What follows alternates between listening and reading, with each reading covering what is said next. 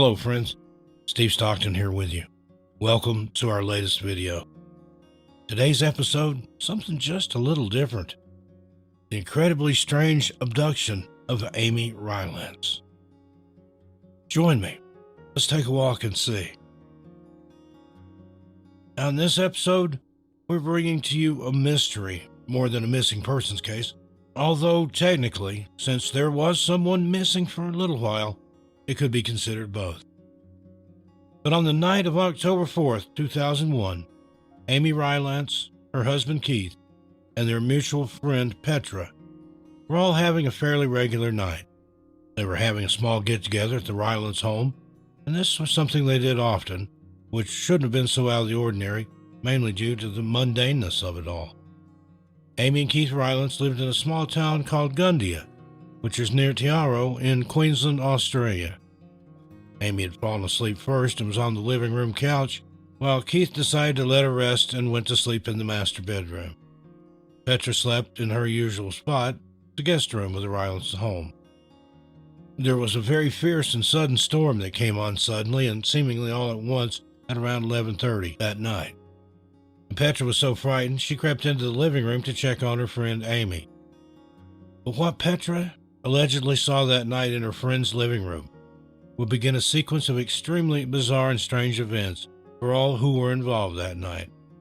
Petra explained that, upon entering the living room, she simply expected to see her friend asleep on the couch where she had last seen her. However, this wasn't the case. She was shocked and somewhat terrified by what she'd walked in on. She claims to have seen Amy being lifted by, quote, a rectangular beam of light, end quote, and levitated out of a window to the outside of the house and into a nearby and seemingly waiting disc-shaped craft. The craft was enormous, as was the situation, and in her initial panic, Petra passed out completely and onto the living room floor. She came to within a few minutes and tried to regain her composure, though, as she fled the living room as fast as she could to go and tell Keith what had happened. The two raced back to the living room from the master bedroom where Petra had just woken Keith up, but by the time they got there, Amy and the gigantic craft were gone. Seemed to have disappeared in the blink of an eye or just a minute or possibly a few seconds it took for them to return.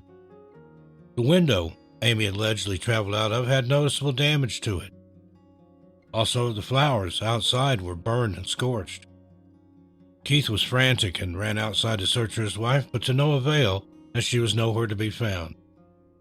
Keith still wasn't sure how to respond to or wrap his head around Petra's frantic explanation as to what she had just been made witness to, but Keith wasn't taking any chances.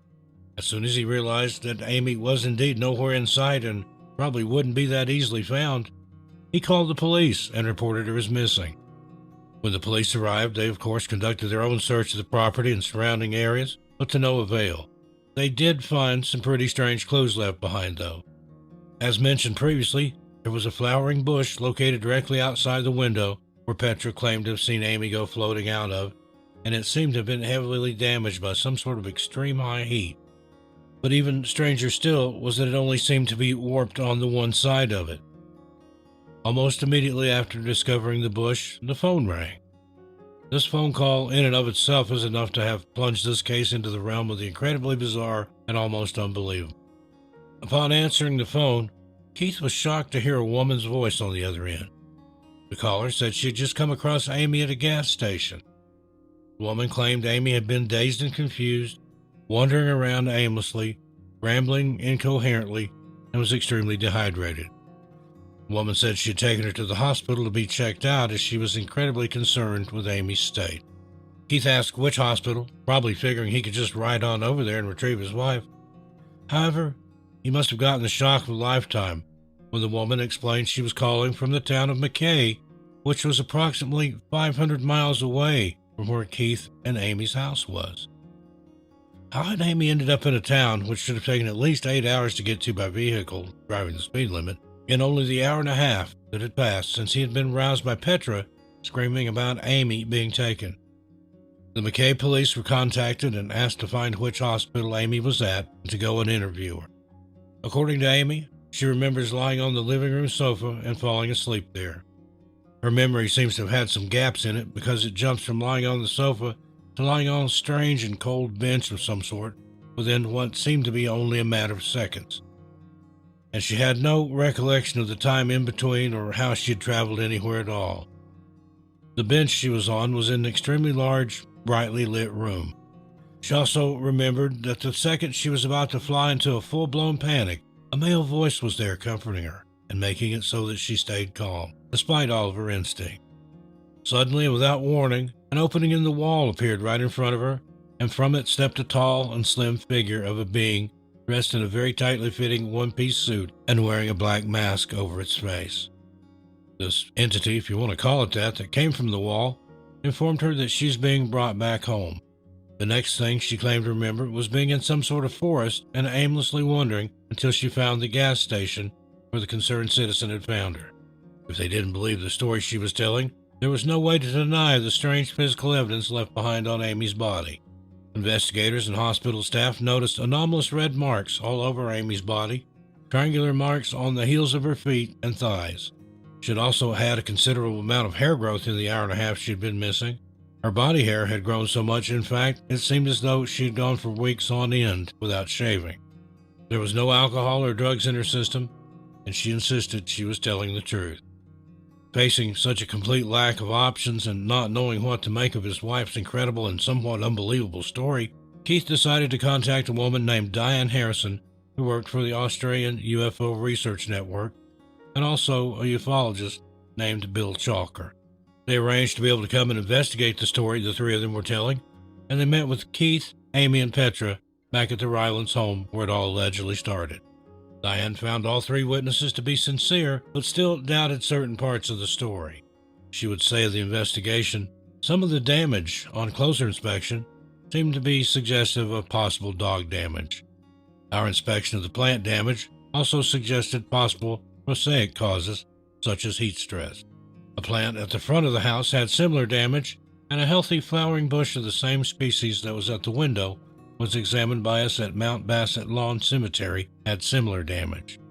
A gardener that we spoke to indicated that the species often had random or more extensive damage of a heat stress nature from hot sunlight.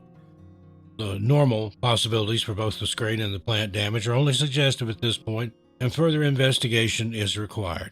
We undertook extensive investigations at the property and the area.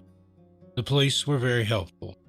Our investigation generated many issues and questions which we feel need resolution in order to assist interpretations of these events. Further extensive investigations were undertaken in McKay, focusing in particular at the area where Amy Rylance returned. These included attempts to reconstruct circumstances of Amy's return through on-site research. The BP petrol service station staff were spoken with, and a surveillance videotape that may contain Amy's visit there was provided to the investigators by the station owner. That part of the investigation also generated many issues and questions that need resolution if they are to approach any measure of certainty about the real nature of the events alleged. Now, after the initial investigation, Diane and Bill arranged to meet the three of them at a hotel where they were staying. However, when they called to speak with them, the three of them had not only checked out, but seemed to have stepped right off the map. When Bill called Keith, he made it clear that they had only checked out of the hotel and took off because they were being incessantly harassed by some strange and mysterious strangers. Diane Harrison would say of this phone call, in his mobile call, Keith apologized for not being available, but was indicating that they had relocated to an unspecified location after having fled the area. The primary reason for this, Keith indicated, was that they claimed they had a kind of Men in Black experience. In this case, Keith was reporting a pursuit of their vehicle by a high-powered, dark brown four-wheel drive truck.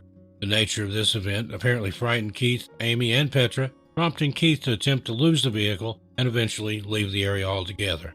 Before the completion of the preliminary report, we've not heard from Keith again. We remain hopeful that they will get into more direct contact with us, Diane continued. After all of this, the researchers, who were called in by Keith, were never able to contact him or the other two witnesses ever again, and the case turned cold. No new information has ever come to light, and it still remains up in the air as to whether or not this all actually happened. And if it did, then why? There are so many questions.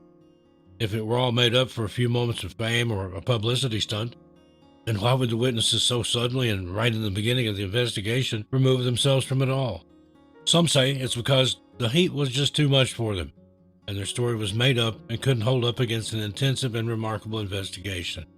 Others say that perhaps the three really were being harassed by the infamous Men in Black, and there's no information as to where these three are now. However, Amy did appear on television in Australia talking about her case. This can be found by Google search. Well, there you have it, folks. Well, I told you this one was a little different. What do you think of this strange alleged abduction, missing person case?